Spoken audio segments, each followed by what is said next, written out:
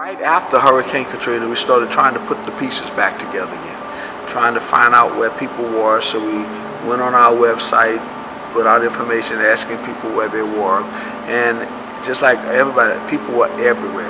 Our church was, I tell people all the time, before Katrina, we were the church gathered. After Katrina, we were the church scattered, and we were scattered everywhere. I was in Birmingham, Alabama. We had people in Houston, people in Texas, people in Dallas, people in Memphis, people in Atlanta, everywhere. And so we started putting back the pieces together again. Our church had 9 feet of water in it, so obviously we could not function. By the grace of God, our First Baptist Church and Pastor David Crosby opened up their church for us.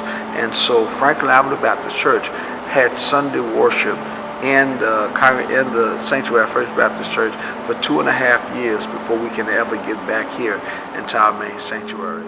About missionaries from young people taking their spring break, coming out to New Orleans, disaster relief from NAM and from throughout the convention was just incredible. We would not be back, none of our churches would be back the way they were if it would not have been for the community outreach that people came from all over the country. I love telling this story. I tell it all across the country.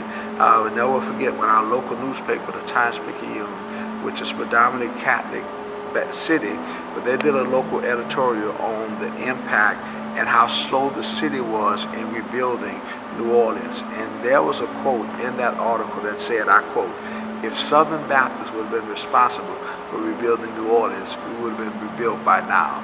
I'm so proud of that because Southern Baptists really stepped up to the plate, and it was known throughout the city that these are individuals that came from across the country to help not just Southern Baptist Church, but to help a city that was in desperate need.